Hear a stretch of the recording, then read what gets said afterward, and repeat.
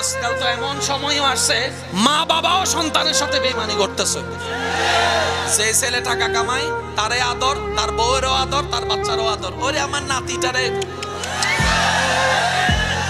আর যে সন্তানের টাকা কামায় না, তারও আদর করে না, তার বউরও দাম দেয় না, তার বাচ্চাদেরকেও দাম দেয় না, এমনও দাদা দাদি নানা নানি।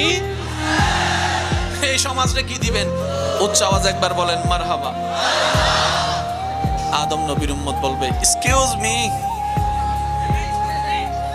আমরা আইসি আগে, কবরে থাকছিও আমরা বেশি।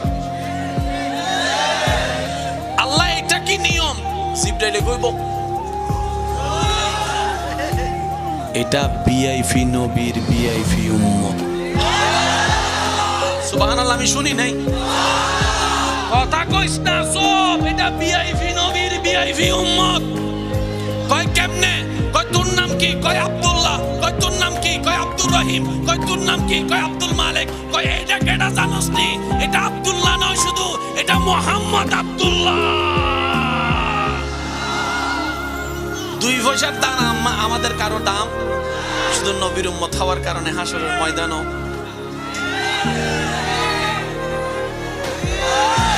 এবার আমি সবার কাছে একটা প্রশ্ন করব, খাবারের দাম বেশি, খাবার চান বেশি নাকি সম্মান চান বেশি? জোরে বলেন না।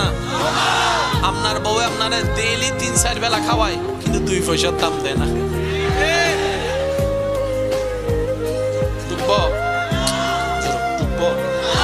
আর সম্মান দিয়ে যদি একটু তেঁতুলের আচারও দেয়,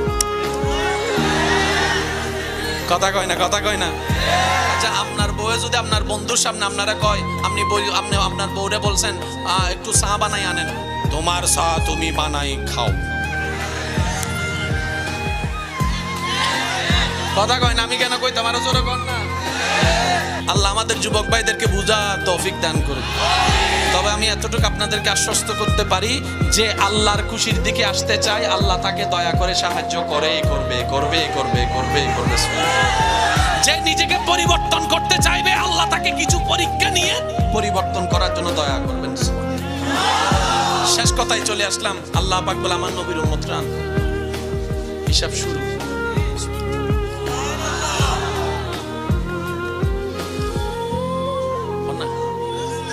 গুনা গুনা, বাম সাইডে কি,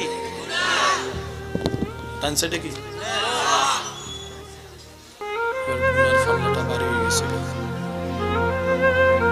জাহান্নাম কি? আল্লাহ কয় হিসাব তো জাহান্নাম। এবার সে যাইতে যাইতে বলবো আল্লাহ দয়া করো, আল্লাহ দয়া করো, আল্লাহ দয়া করো, আল্লাহ দয়া করো, আল্লাহ দয়া করো। হঠাৎ করে নবী রহমাতুল্লিল আলামিন সামনে,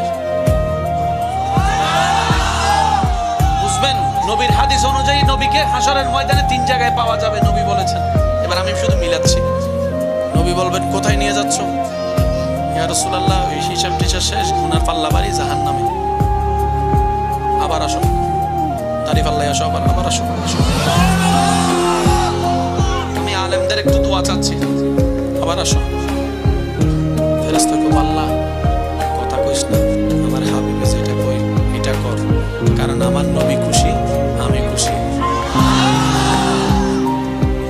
এবার তারিফ আল্লাহ দিবে, গুনাহ বেশি, তারিফ আল্লাহ দিবে, গুনাহ বেশি, তারিফ আল্লাহ দিবে, গুনাহ বেশি। 3 বার শেষ। এবার নবী একটা কাগজ নিয়ে নেকির পাল্লায় রাখবে, সাথে সাথে নেকির পাল্লা ভারী হয়ে যাবে। ফেরেশতা কই আল্লাহ